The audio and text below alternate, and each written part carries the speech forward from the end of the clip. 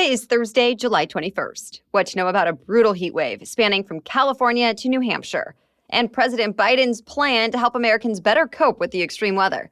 Also, it's the last planned January 6th public hearing, and lawmakers say they're sharing the most compelling evidence yet. Plus, an update about the housing market, what the CEO of Netflix predicts for the future of television, and the panels, parties, and costumes are ready, what's happening at the biggest fan convention in North America. All that and more stories coming up. Welcome to The Newsworthy. All the day's news in around 10 minutes. Fast, fair, fun, and on the go. I'm Erica Mandy. Thanks so much for being here. You ready? Let's do this. Well, this brutal summer heat in the U.S. is starting to spread coast to coast. The National Weather Service says more than 200 million Americans are going to feel temperatures in the 90s or higher for the next couple of days. For more than 60 million Americans, it will get into the triple digits.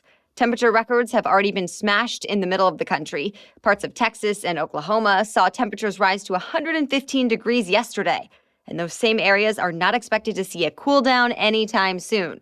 Parts of California, Arizona, and New Mexico have also been dealing with extreme heat, although it's not quite as rare for this time of year in those areas. What is more unusual is the heat is now headed to the East Coast. Heat advisories span all the way from South Carolina into southern New Hampshire, where the combo of heat and humidity will make it feel like at least 100 degrees. One Weather Channel meteorologist said temperatures are 5 to 15 degrees above average for the entire country. And it's part of an overall trend. NASA scientists say the last 7 years have been the warmest in the history of worldwide records.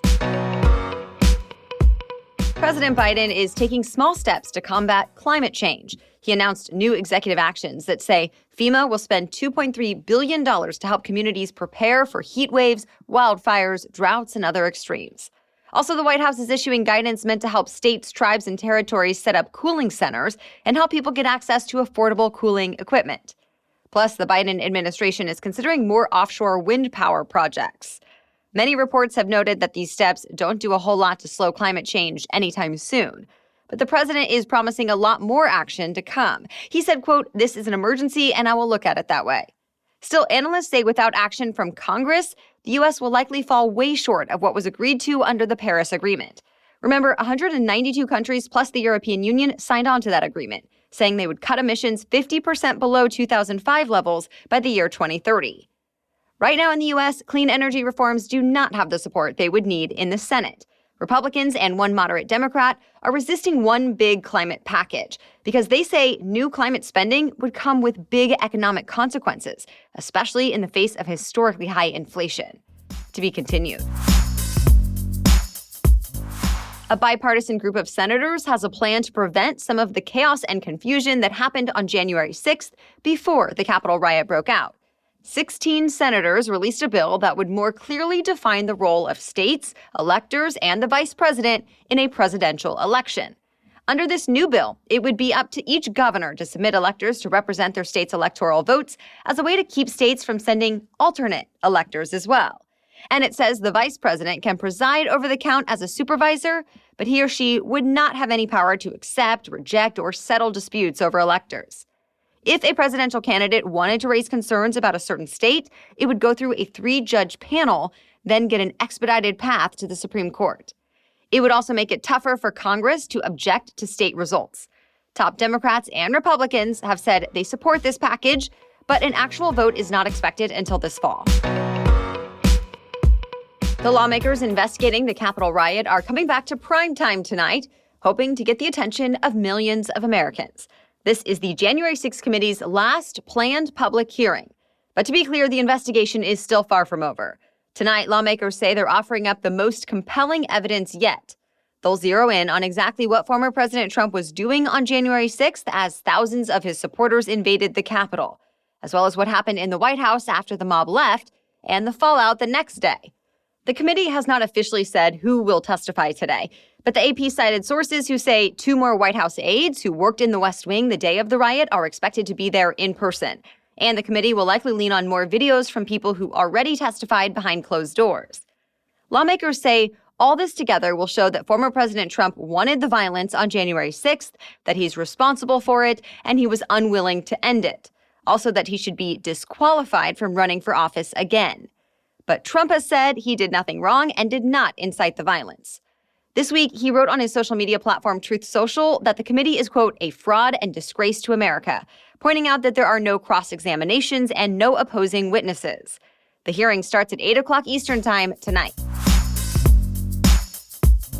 Ukraine's First Lady took the spotlight on Capitol Hill this week to address America's most powerful lawmakers.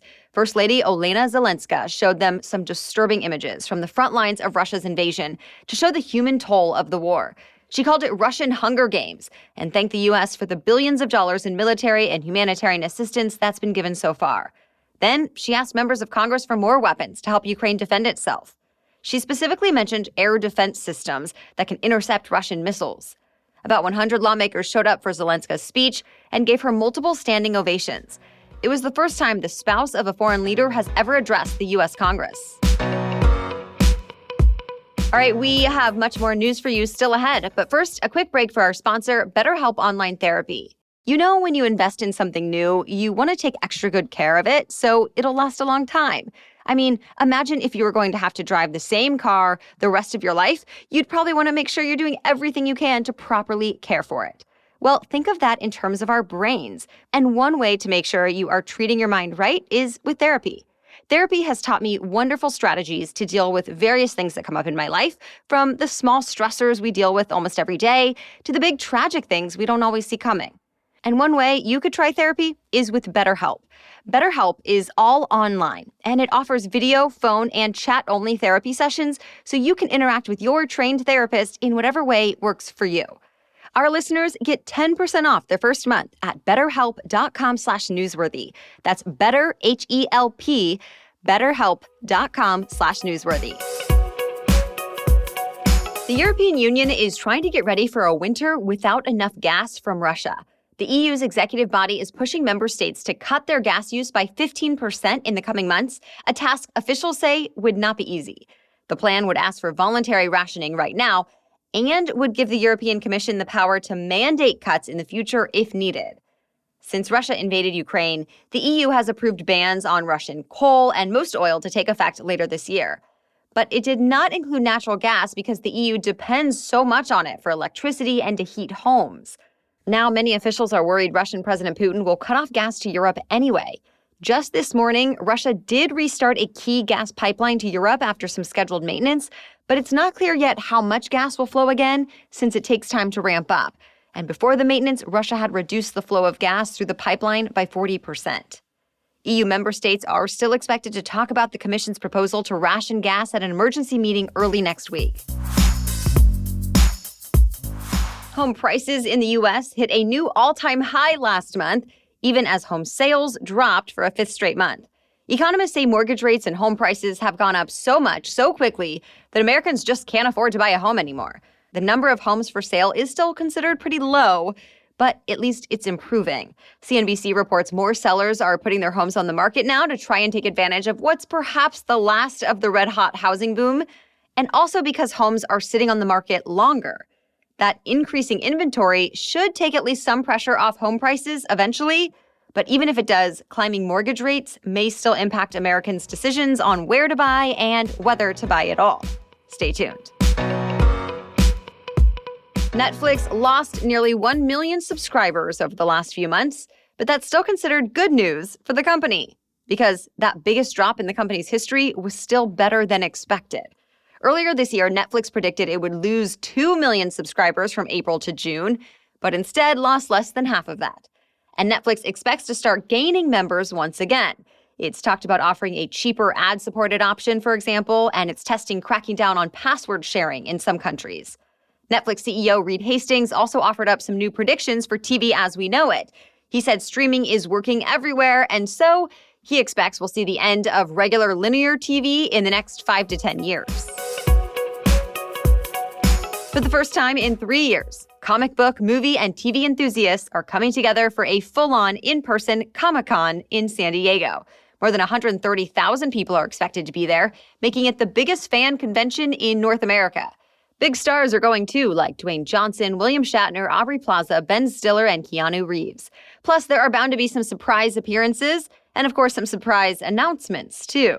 Already, we know Marvel is promising sneak peeks of its new She-Hulk movie and Black Panther sequel. Fans will watch never-before-seen footage from Amazon Prime Video's new Lord of the Rings show. HBO will give a first look at the upcoming Game of Thrones spin-off, House of the Dragon. And a lot more. ComicCon runs through Sunday. That's it for the main news today, so now it's time for Thing to Know Thursday. But first, thanks to our sponsor, Rothy's. If you have some summer travel coming up like I do, then you'll love having Rothy's shoes on hand. They're perfect for commuting and traveling. They're crazy comfortable, almost like a slipper. So whether I'm wearing them with yoga pants or a maxi dress, I don't have to worry about my feet hurting. And they're stylish, the kind of chic where everyone tends to notice them. And they can be dressed up or down, which is another reason they're great for travel. One pair of shoes for multiple outfits.